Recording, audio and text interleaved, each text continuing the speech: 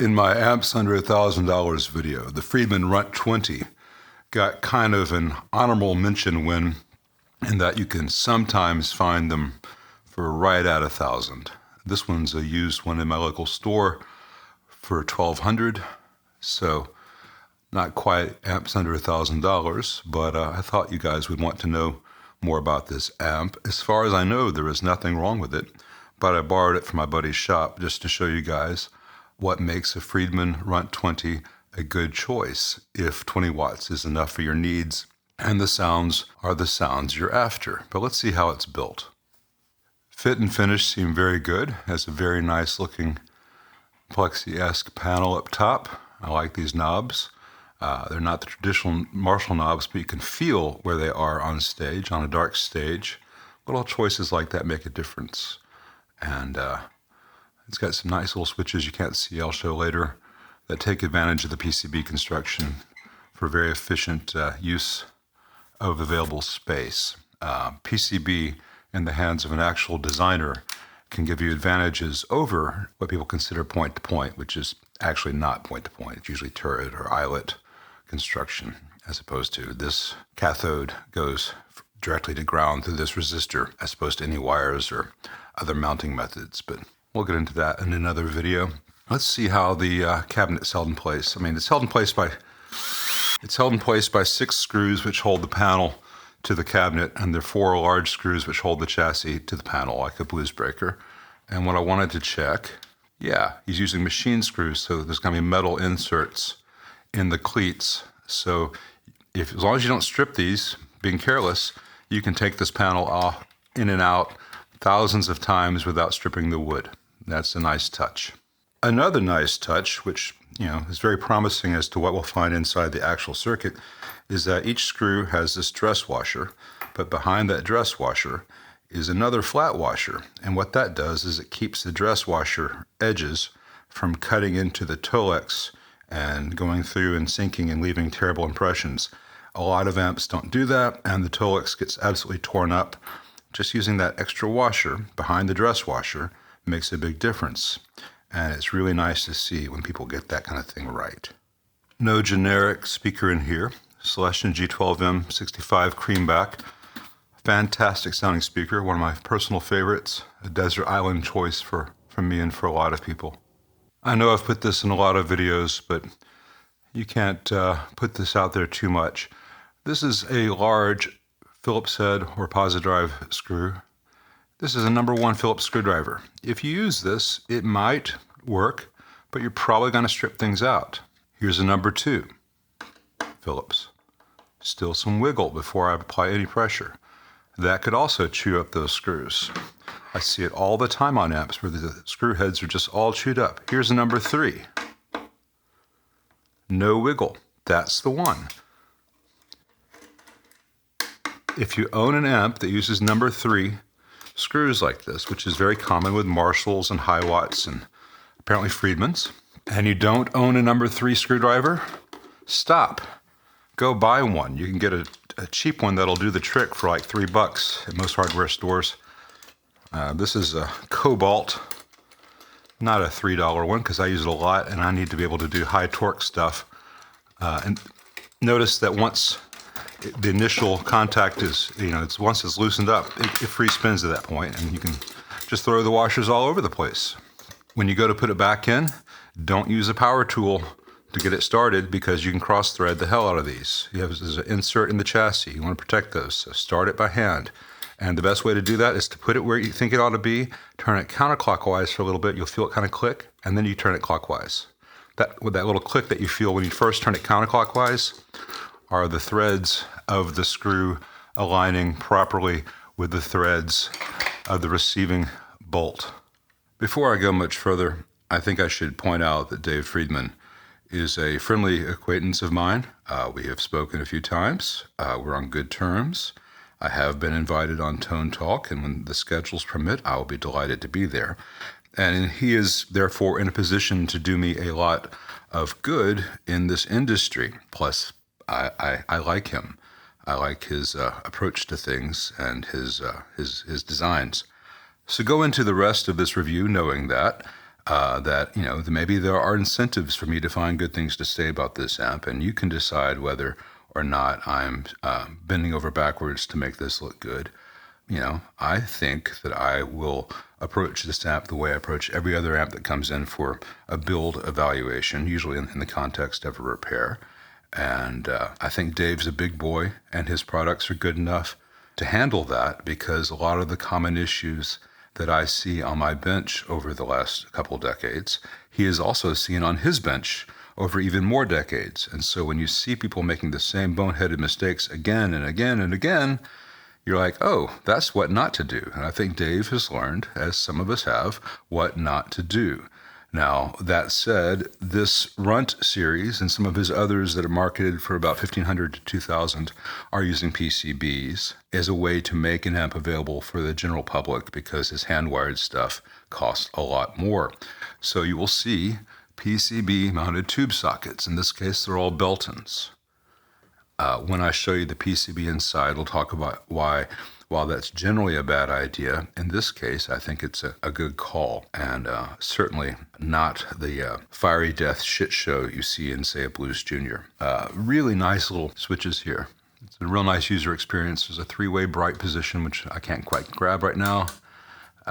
Channel, boost, very discreet.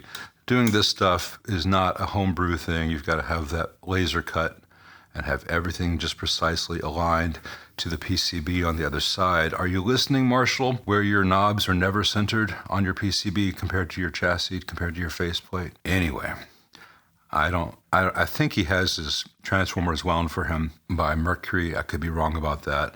Either way, he's going to be using good quality stuff. He's got a pair of JJ EL84s, Electro Harmonics 12AX7s all across the board there. All right, first things first. It's a very thick PCB. It's maybe hard to make out in the camera, but it's a very thick PCB. And it's through-hole plated, and it's double-sided, and it's got a real nice solder mask on it. I don't think there's going to be any problems with that. And things are not crammed in. There's not like 18 million components here like you get on a Mesa Boogie. There's space around everything. And aside from some stuff for the effects loop, which look to be half-watt metal films, all the other resistors that the signal goes through in the amp are 1-watt carbon films. Now, the heaters are going to the board on quick connects, and I have told you that is bad in other amps, for instance, in the Deluxe Reverb reissue and the Super and Twin Reverb reissues. Those quick connects, even the Princeton, often burn the board. And that's true. A couple of factors. 6L6s and even 6V6s can draw quite a bit more heater current than a pair of EL84s. And this is not a very thin PCB with a single-sided trace with everything underrated for current. I'm pretty sure this is going to be just fine. If there are any problems in the future, probably not going to be fiery death ones. Probably the fuse will do what it's supposed to do. The fuses are mounted differently with these fuse holders than they are with the cheap ones that Fender uses. Blend of axial and radial electrolytics, all seemingly good. 105 degree rated, very nice. A lot of 10-watt and 5-watt ceramic resistors here, the cement resistors rather. This proximity is slightly worrisome depending on how much dissipation this resistor has and how hot it gets.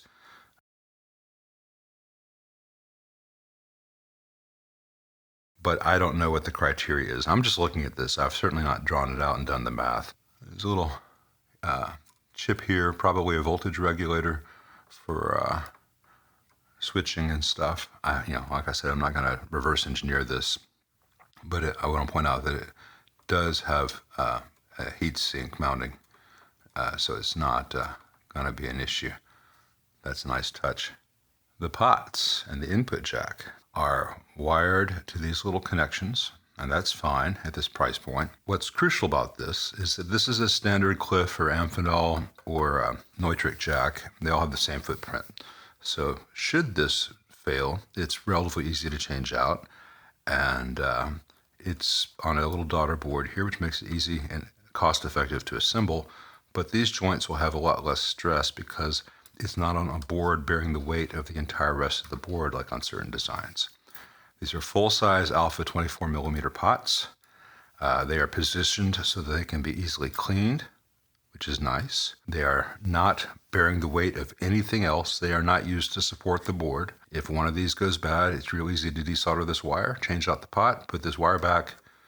You can even unplug it, take it out of the amp, do it, and put it back. It's a good approach to save money where money can be saved with no downside. Aside from this one IC brand coupling cap, which is kind of odd, all the rest are Mallory 150Ms. It's odd that there's one IC here. It's a 22 nanofarad, 630 volt. There's another 22 nanofarad, 630 volt Mallory right here, so I'm not sure why the discrepancy. The solder joint looks factory. Who knows? One thing I do see, which I don't think is factory, remember this amp is used. This 220K resistor here has been replaced and has little blobs of solder here. The new resistor is just tack soldered to the leads of the old resistor. Given how neat everything else is, I really don't think that's factory. And for those of you who think this is just some kind of love letter to Dave Friedman, if I were trying to do that, I could have changed this resistor before starting this part of the video. You would never have known about that. As it is, because I don't like tack soldered things, and this amp belongs to my friend's shop, and I happen to have the exact same resistor in stock, I'm going to replace it properly. But that's just me not liking tack soldered things and not trusting tack soldered things. I think I've discussed that enough in other videos. Something you don't think about as an owner or buyer of amps, that you think about when you repair amps or build amps. He has the speaker jacks here on one little PCB. He has the direct out stuff with a nice transformer. That's a nice job in there. And he's got the effects loop stuff on this other PCB. So say something goes wrong with this output jack. You don't have to take all this off the rear panel. It's not all interconnected, and every time you use the screw on the XLR, it slightly damages the plastic threads. You just take out this one board, change out that one jack, or over here in the effects loop, you have an issue, you take it out, only 3 knobs, 3 nuts, take it out, clean the contacts, your effects loop is back. This kind of thing, thinking ahead as a tech, as someone who's spent decades repairing amps, these are the decisions you find someone who's really informed about how things work and how things fail. So aside from that one resistor, which I don't think is factory, given how neat everything else is, I think that was someone's repair. The solder doesn't match the rest of the solder either. I'm going to change that out, and we'll see what this thing sounds like. Okay, changed out that 220K, and while I had not seen it earlier, there was a similarly repaired tack soldered 470K here that's been changed out. The original was half-watt metal film. I did not have that value. This half-watt carbon film will perform and sound identically in this circuit. Okay, just got off the phone with Dave Friedman, and he asked, pretty pleased, if I would perform this little factory update to this model here, just 100 picofarad across this 100K negative feedback resistor. Glad to. I'll leave it to you to decide if I'm being kind to this amp because I'm on friendly terms with Dave Friedman, or if I'm on friendly terms with Dave Friedman because I can be kind about his amps because he does good stuff. It's funny, it's real easy to think good thoughts about Dave Friedman or John Suhr when you've been inside their amps. Greg Germino, the guy whose name escapes me from Top Hat, I think we get along swimmingly, though I've not met him or interacted with him. Before I power it up, I just want to make sure it has the correct fuse in it since it is a used amp.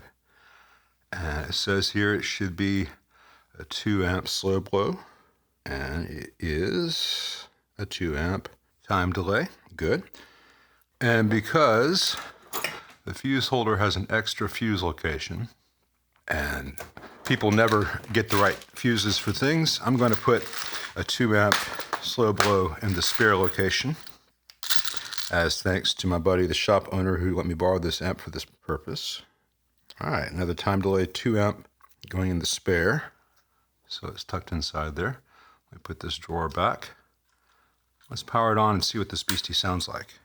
All right, for this initial audio testing, I'm not going to set up a mic, and I'm not going to be fiddling with the knobs too much. This is just to make sure it's healthy. We'll do a real playing video with a real mic and fiddle with knobs a lot more, but I'm going to stop talking now so I can adjust the mic level so this doesn't clip it. Even just 20 watts is awfully loud, and this is a Les Paul with burst buckers.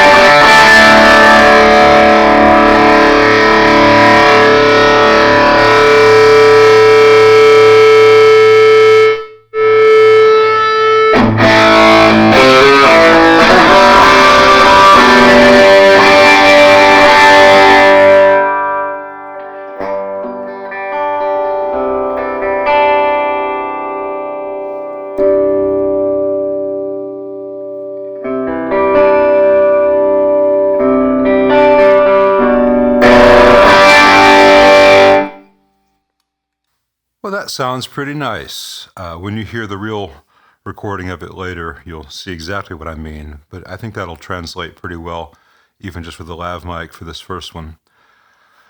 Things I forgot to mention, there's a dedicated ground wire from the AC receptacle going right to chassis over here.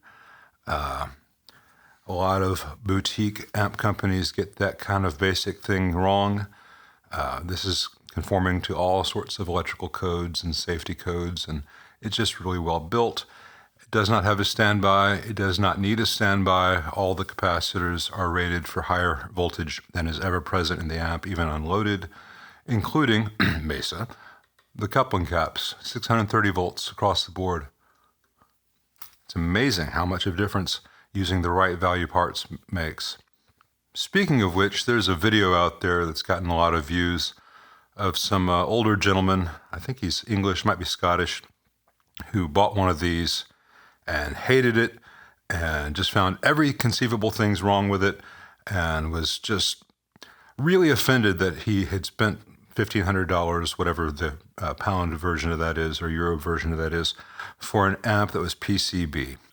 Number one, Friedman clearly states that this series and some others are PCB. You're not going to get a hand-wired Tone of the Gods amp from Dave for $1,500. You'll get a really good amp, but his hand-wired things, the B100s and such, those cost a lot more. Second of all, it is a really, really well-done PCB, and it sounds great, and it's going to last, and doesn't have high failure rates. You know, that guy's video would be laughable if it didn't have so many people watching it who probably take him very seriously. He did not know what he was buying, he did not know what he had, and he was not qualified to review an amp from a technical perspective at least. And that's what he attempted to do, was tear apart the technical aspects of the build. As to whether he liked the sound or not, that's subjective. You know, I would not use one of these for a country western gig. Maybe I would. I'm pretty perverse that way.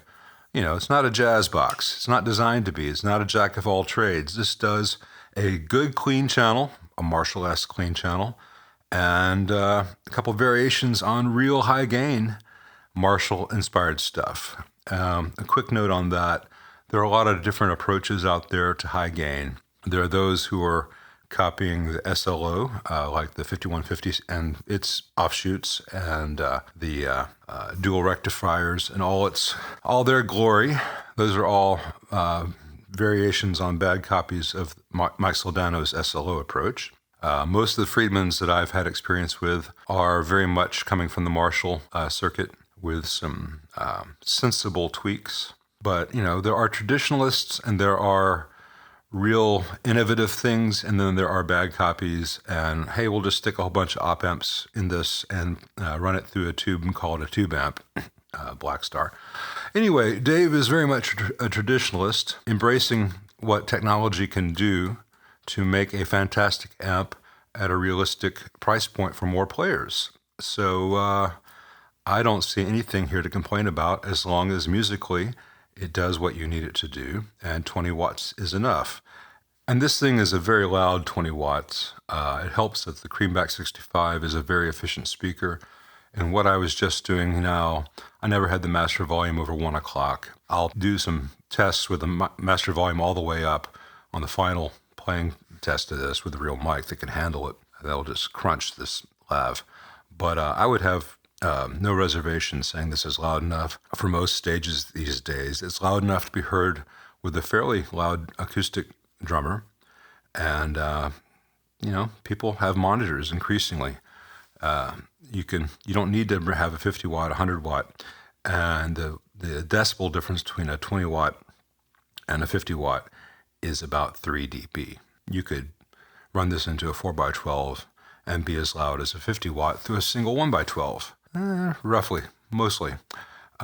Anyway, either way, people will be yelling at you to turn down. So I think this is a fantastic niche in the guitar amp market. If you're looking for something fairly small and lightweight, relatively affordable, that does really good Marshall-esque tones, that still has a very nice clean, and that's all foot switchable, these things are pretty damn cool.